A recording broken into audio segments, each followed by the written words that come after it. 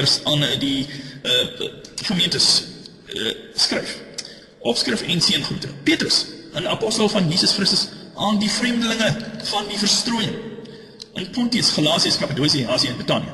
Uitverkore volgens die voorkennis van God, die Vader, die heiligmaking van die Gees, tot gehoorsaamheid en besprenkeling in die bloed van Jesus Christus. Mag genade en vrede vir julle wees.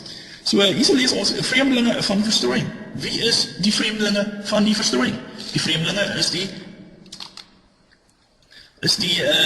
verstrooides van die 12 stammen van Israel, soos dit in Efesiërs 2 vers 12 aan ons gegee word, dat julle in die tyd sonder Christus was, let wel, vreemdelinge van die burgerskap. Wat is 'n burgerskap? Die burgerskap van die land van Israel. Julle is in verstrooi van Israel en vreemdelinge ten aansien van die verbonde van die belofte sonder hoop en sonder God in die wêreld. Maar nou in Jesus Christus, julle wat vroeër verder was, is julle nou naby. Nou ja, daar het julle die uitverkorenes, soos dit beskryf word in 1 Petrus 1. Verder lees ons aangaande die uitverkorenes in Jakobus 1 vers 1. Nou kyk, wat is die openingsrede van die algemene brief van Jakobus aan sy gemeente? Opskrif en seëngroete. Jakobus, in diensknegt van God en die Here Jesus Christus, aan die 12 stamme van Israel wat in verstrooiing is. Groete. Nou hier kan ons sien dat die briewe spesifiek gerig aan die 12 stamme van die letterlike verstrooide Israel, soos hulle self in die Nuwe Testament en die aanvang van Jesus Christus op aarde vind. Ons gaan voort met die gelykenisse en die soos Jesus dit in Markus 12 vers 28 die groot gebod aan die mense verduidelik. Nou hy moet in gelykenisse spreek sodat die regte mense die boodskap kan kry. Maar daar is baie vreemdelinge teenwoordig in Jerusalem. Soos ons weet uit die historiese geskiedenis van Israel na die ballingskappe van beide Israel en Juda. So ons lees in Markus 12 vers 28 die groot gebod. En toe een van die skrifgeleerdes wat bygekom het, hulle hoor redetwis en wis dat hy hulle goed geantwoord het, vra hy vir hulle, wat is die eerste gebod van God? En Jesus antwoord hom, die eerste van al die gebooie is, hoor Israel, nie die wêreld nie, so by the way, hoor Israel, die Here, ons God, is 'n enige Here. En jy moet die Here jou God lief hê, uit jou hele hart en uit jou hele siel en uit jou hele verstand en uit jou hele krag. Dit is die eerste gebod. En die tweede hier aangelyk is dat jy moet jou naaste lief hê, soos jouself. Daar is geen ander gebod groter as dit nie. Nou, hier is nog 'n openbaring wat aan ons gemaak het. Wie is die naaste van Israel? Die naaste van Israel is sy broer, deel van die 12 stamme, niemand andersin. Nie 'n geestelike Israeliet of iemand wat die geloof dan nou sommer net aangeneem het nie. Jesus praat hier en sê, wat is die groot gebod? Die groot gebod is, hoor Israel. Hy praat spesifiek met Israel en hy sê, met jou God lief is jouself en jy moet jou naaste lief hê soos jouself. Daar is geen ander gebod groter as dit nie. So, wie is jou naaste? Jou naaste is jou mede-Israeliet, slegs eksklusief, soos ons sal aangaan. En daardie eksklusiviteit word spesifiek en baie mooi ingesit natuurlik in Matteus 15 vers 20, waar Jesus de apostels vir hom sê, Jagter kan nie weg, sy is nie ons naaste, sy is nie die naaste van Israel. En waar deur die profesie Sagaria 14 vers 21 vervul word, wat sê, na die dag sal daar geen kan nie in die huis van die Here meer wees nie, want hulle is nie jou naaste nie. En ons lees hier so in Lukas 12 vanaf vers 49, Jesus bring vuur en deeltyd op die aarde, ek het gekom om vuur op die aarde te werk, en hoe wens ek dat dit al aansteek is. So hier kry ons nie die soetsappige geaardheid van Jesus nie, maar ons kry die idee dat die geduld van Jesus alreeds op die punt is waar hy voel dat die eindtyd moes al gekom het vir hierdie bose geslag. Ons lees in Lukas 14 vers 26, as iemand na my toe kom en hy haat nie sy vader en moeder, haat nie sy moeder en hy haat nie sy vrou en kinders en broers en susters nie, ja selfs ook sy eie lewe nie, kan hy nie my disipel wees nie. So met ander woorde, jy moet bereid wees om jou eie mense te haat, so ver. Hopelijk sal jy nooit so ver hoef te gaan in jou aard van saak, maar jy, Jesus het gesê, hy het gekom om vrede op die aarde te bring, maar die swaard, jy sal jou huisgenoot haat en jou huisgenoot sal jou haat terwille van my, terwille van Jesus.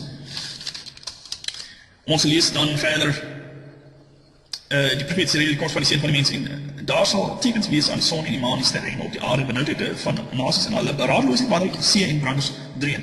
En mense se harte beswyk van vrees en verwagting van die dinge wat oor die wêreld kom, want die kragte van die hemel sal geskit word. Nou ja, ons moet dit op die stadium dat die kragte van die hemel al reeds geskit word. En ons lees in Lukas 21 en julle sal gehaat word te wees deur almal terwille van my naam. Van wie praat hy so? Julle sal gehaat word, almal ter wille van my naam. Is dit soos die kerk en jou pastoor vir jou verduidelik, dat dit die Jode is, wat deur die Holocaust gedien die Tweede Wêreldoorlog vernietig is? Nee, stellig nie. Dit is net mooi die omgekeer. En julle sal gehaat word, almal ter wille van my naam. Juis is die sinagoges wat die Christen vervolg van my, as gevolg van my naam. My naam is Jesus Messias en die Jood in sy Talmud verag Jesus. Hulle sal julle haat ter wille van my naam. Nou ja, daardie vers word voortdurend gemisquoteer deur baie evangeliste tot smarte. Sodat julle kan eet en drink aan my tafels en in my koninkryk en op trone sit om die 12 stamme van Israel te oordeel. Dit staan in Lukas 22 vers 30. Sodat julle die apostels van Jesus saam met my in my koninkryk kan wees en saam oor die 12 stamme van Israel kan oordeel en heers. Weer eens 'n verwysing na die herstel en die volleinde van die fisiese gevolge en verloop van Israel, soos wat ons hulle in daardie dae sal sien. Ons lees hierso in Johannes 1, die eerste disippels van Jesus. Hier is waarlik, nou Jesus soek sy disippels uit en kyk wat sê hy hier van sy disipel wat hy gekies het. Daarop sien Jesus Nathanael na hom toe kom en sê vir hom, hier is waarlik 'n Israeliet, in wie daar geen bedrog is nie. 'n Israeliet in wie daar geen bedrog is nie. En Nathanael sê vir hom, waarvan dan ken ek u my? Jesus antwoord en sê vir hom, vanwaar Filippus jou geroep? Toe jy onder die vyboom was, het ek jou gesien. Nathanael antwoord en sê vir hom, Rabbi, u is die seun van God, u is die koning van Israel. Halleluja. Dit is nie 'n wonderlike openbaring vir daardie verlore Israeliet nie. Ons lees in Johannes 4, vanaf vers 20, die Samaritaanse vrou. Nou ja, hier is 'n interessante openbaring aan ons aangaande die aard van die Samaritane teenoor die aard van die verstrooides van Israel. Die Samaritane het hulle ook daar in die area van Jerusalem bevind, want ons weet dat die Samaritane het probeer om Ezra en Nehemia met die hervorming waarvan hulle uit Babel gestuur was om die tempelmuur te gaan bou in Jerusalem, dat hulle verhoed was deur die Samaritane. Samaritane het op daai stadium in die verbande Jerusalem gewoon. En ons lees in Johannes 4 vanaf vers 20. Nou die Samaritaanse vrou sê so uit die aard van die saak. Die Samaritaanse vrou sê in vers 20, ons vaders het op hierdie berg aanbid en hulle sê dat die plek waar ons behoort te aanbid in Jerusalem is. En Jesus sê vir haar vrou, Samaritaanse vrou, glo my, daar kom 'n uur wanneer jy die Samaritane nie op hierdie berg, ook nie in Jerusalem, die Vader sal aanbid nie. Julle, die Samaritane aanbid wat julle nie weet nie. Ek herhaal dit weer, vers 20. Julle, die Samaritane, jy, Samaritaanse vrou, bid wat julle nie weet nie. Ons, die Israeliete, aanbid wat ons weet, want die saligheid is uit Israel.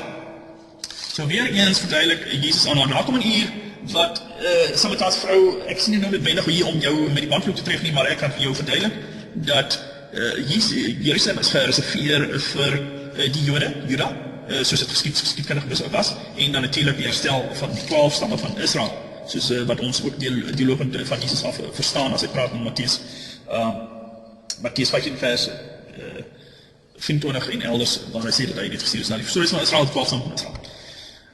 So ons verder lees ons in Johannes 10 vanaf vers 14. Jesus praat hierso, ek is die goeie herder. Weer eens die herder versus die skape versus die wolwe. Ek is die herder en ek ken my eie. Wie is Jesus eie? Hy het gekom as verlosser vir Israel en hy is gestuur vir sy eie. Die eie is die 12 stamme van Israel. Ek is die goeie herder en ek ken my eie en word deur my eie geken. Dit is die saak van die Heilige Gees om dit vir jou moontlik te maak om die roepstem van jou herder te ken. Net soos die Vader my ken ek ook die Vader en ek lê my lewe af vir die skape.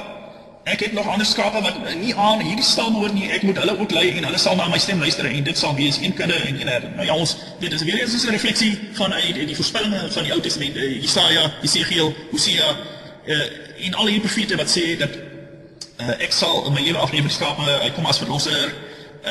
Hier voorspel Jesus reeds dat hy moet sterf.